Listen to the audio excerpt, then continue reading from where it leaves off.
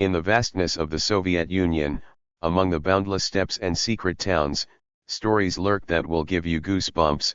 Behind the thick walls of scientific institutes, under the cover of secrecy of silence, experiments were carried out that were much more fantastic than any modern blockbuster. Today we will talk about the Bluebird Project, one of the most fascinating and darkest chapters of Soviet science, a secret experiment on human consciousness. Imagine a world where the lines between reality and fantasy are blurred, where the capabilities of the human mind are explored and tested in ways we can only imagine. In this world, knowledge is power, and power is a secret that is kept under 7 locks. During the Cold War era, when the world was divided into 2 opposing camps, the Soviet Union not only actively developed the latest types of weapons and explored space, but also conducted secret research in the field of biology and psychology. In an effort to gain an advantage in the global geopolitical game, Soviet scientists tried to uncover and harness the hidden capabilities of the human mind and body. Laboratories were deployed throughout the entire Soviet Union, from the snow-capped peaks of the Caucasus to the boundless steppes of Central Asia, as well as in the very hinterlands of Russia.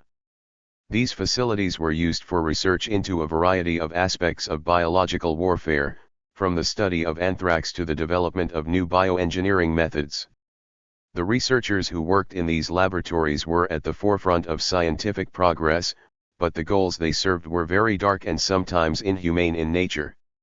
In parallel with the development of bioweapons, the USSR conducted experiments in the field of psychology and psychiatry, the purpose of which was to research and modify human consciousness.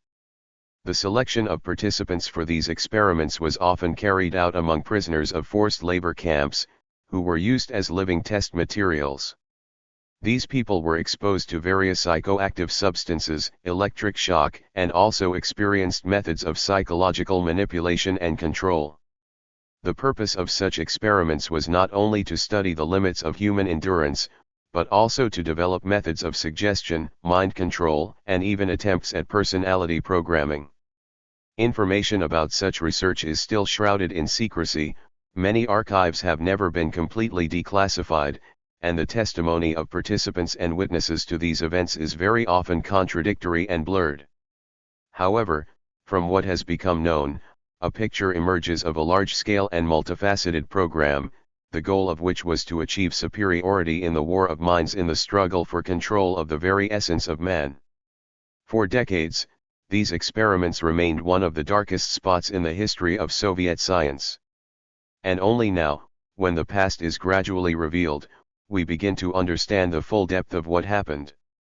These discoveries make us think about the moral and ethical aspects of scientific progress, and what boundaries should not be crossed in the pursuit of knowledge.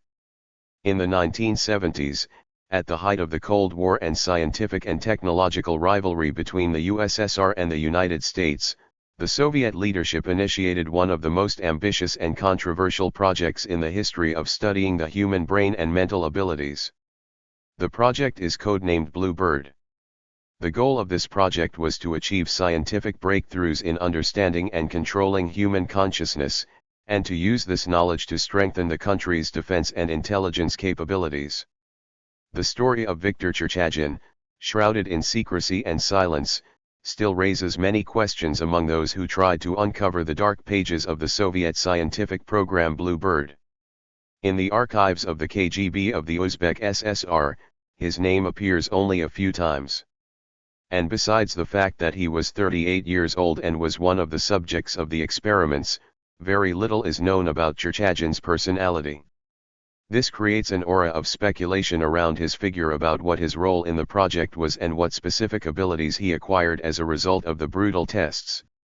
The experiments carried out as part of the Bluebird were aimed at studying deep processes in the human brain, the possibility of controlling consciousness and the influence of extreme conditions on the psyche. The scientists who worked on the project did not stop at any moral or ethical boundaries, setting the goal of achieving a scientific breakthrough at any cost to the subjects. Including Viktor Cherchagin, he had to be exposed to high doses of radioactive radiation, psychotropic substances, electroshock therapy, and other extreme techniques. One of the most controversial hypotheses underlying the project suggested that exposure to powerful radioactive fields could stimulate the growth of neural connections, which in turn would lead to an increase in brain volume and functional abilities. Based on this hypothesis, scientists hope to develop a technique that would significantly enhance human cognitive abilities, including improved memory, processing speed, and possibly even the acquisition of telepathy and telekinesis.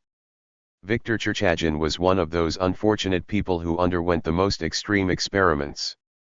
Information about the progress of its tests is very scarce and contradictory, but from what was able to be restored from archival records, at some stage the process did not go according to plan. Cherchagin, according to documents, demonstrated an amazing ability to survive and adapt, exceeding all the expectations of researchers. His brain was subjected to intense irradiation, and began to show signs of an unusual expansion of functionality. The description indicates that Cherchagin was able to develop the ability to suppress the will of other people, influence their decisions and actions, which certainly caused alarm among the project leaders.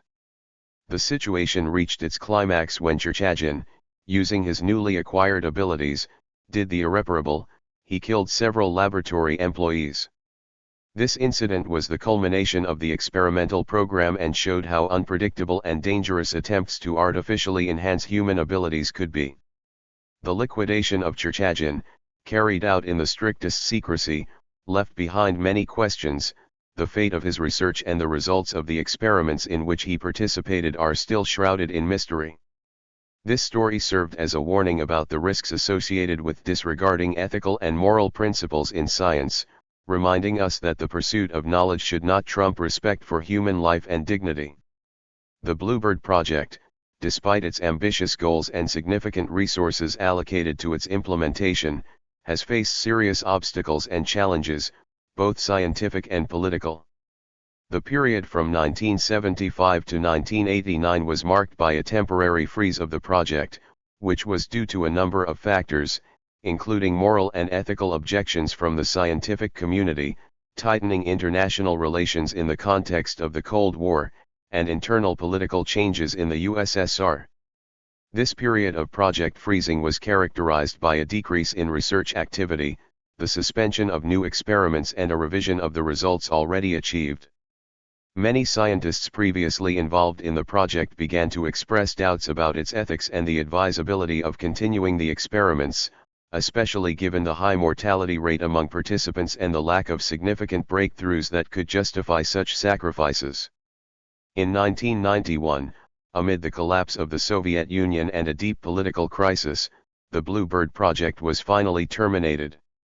The collapse of the USSR led to the large-scale closure of many scientific and military projects, including those related to studies of the human brain and mental abilities.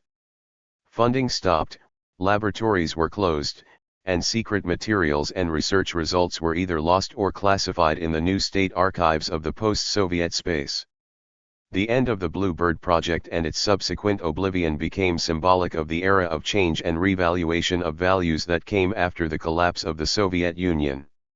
However, despite the official termination, the questions raised during its implementation continue to haunt the minds of scientific researchers and all those interested in the dark side of scientific progress.